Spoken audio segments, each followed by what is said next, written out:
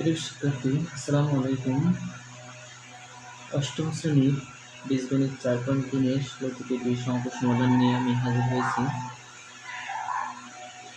আজকে আমি 16 থেকে 20 সমাধানগুলো কীভাবে সহজ টেকনিকে বা সহজে করা যায় সেই কৌশলগুলো আমি তোমাদেরকে দেখিয়ে দেবো। প্রথমে 16 নম্বর দিয়ে শুরু করি। x square plus y square minus 2xy minus 1। প্রিয় শিক্ষার্থী, এখানে একটু খেয়াল করুন যে এখানে x square plus y square minus 2xy minus 1, অর্থাৎ এখানে আমরা যদি একটু সাজায় লিখি তাহলে কিন্তু এটা একটা সূত্রে পড়ছে, এই জায়গাটা কিন্তু একটা সূত্রে পড়ছে। যদি একটু সাজায় লিখি, দেখো x square minus 2xy plus y square minus 1। a minus b এর হোল স্কয়ার সূত্র অবশ্যই তোমরা জানো, তারপর আমি একবার মনে করে দিই। a মাইনাস b এর হোল স্কয়ার সূত্র কি? বর্গের a square minus 2ab plus b square.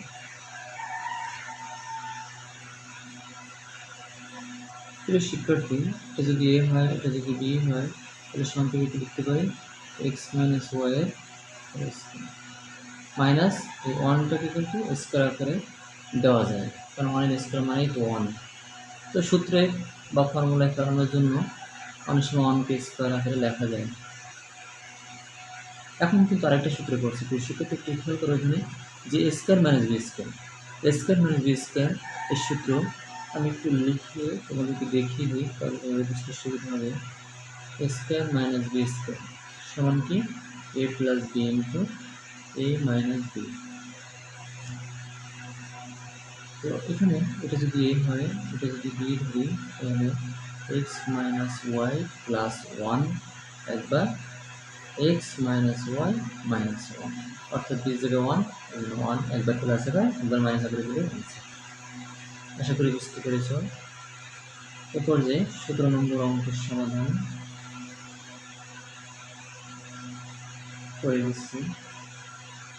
a square minus 2ab plus 2b minus 1।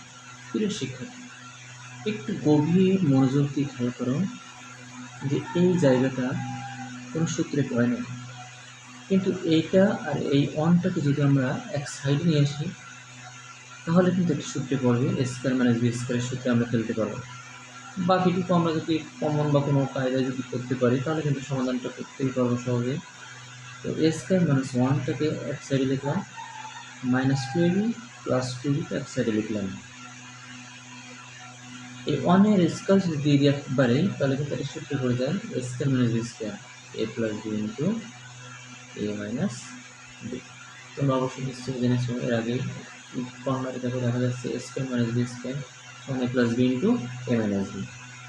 a square minus b square অর্থাৎ a প্লাস 1 a মাইনাস 1। এখান থেকে আমরা কমন নেব। কি কমন নেব? একটু শিক্ষার্থী একটু খেয়াল করো, এখানে a নাই, a কমন যাবে না। 2b, এখানে 2b আছে, 2b কমন নেব, তাহলে ব্র্যাকেটে থাকে a, বাইরে মাইনাস, ভিতরে প্লাস, মাইনাস হয়ে যাবে 1। এখন দেখো প্রিয় শিক্ষার্থী, এই জায়গাটায় a মাইনাস 1 দুইবার আছে, এখান থেকে a মাইনাস 1 কমন নেব, বাকি যে দুইটা আছে দুটোকে আমরা এক ব্র্যাকেটে নিয়ে যাবো। একটু সাজাই একবারে দিয়ে দিই মাইনাস 2b প্লাস 1। আশা করি বুঝতে পেরেছেন। 18 নম্বর সমাধান।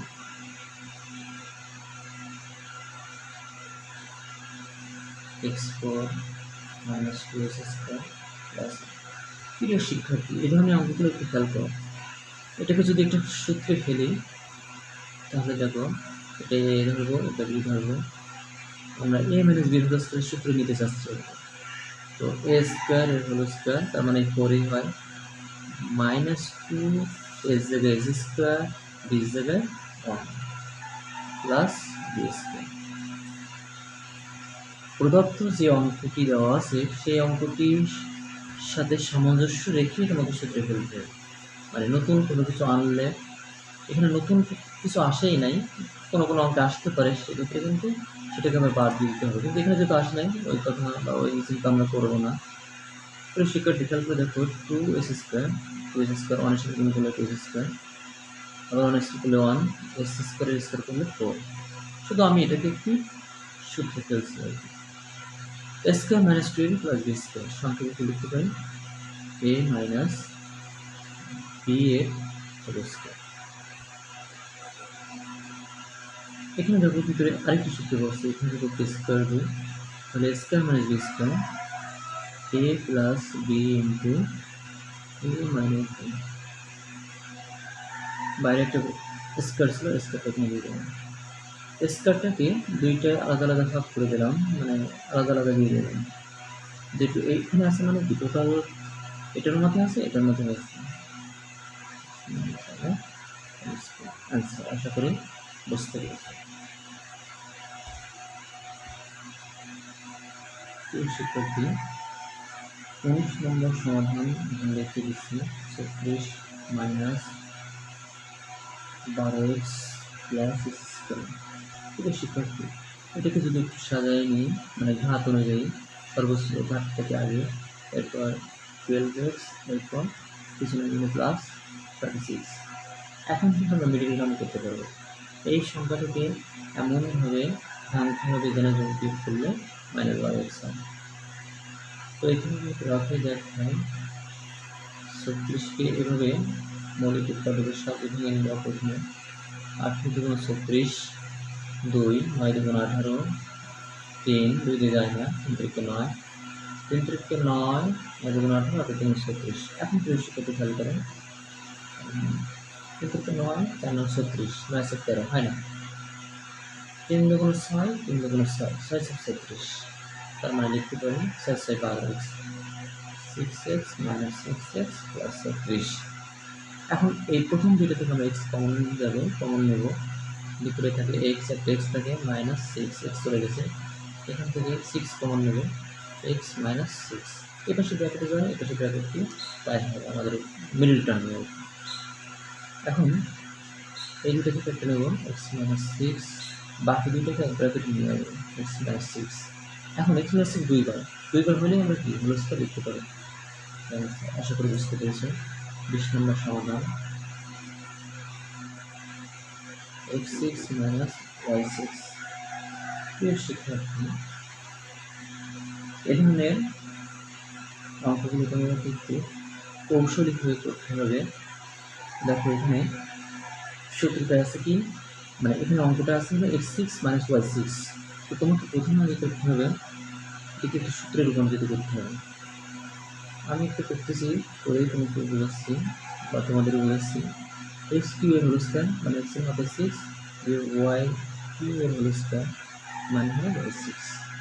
a² - b² সূত্র নিশ্চয়ই জানো, a + b * a - b, a + b *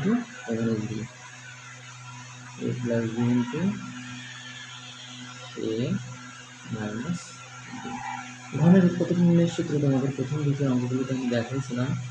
a3 + b3 মানে a + b, a জায়গায় x ও b জায়গায় y,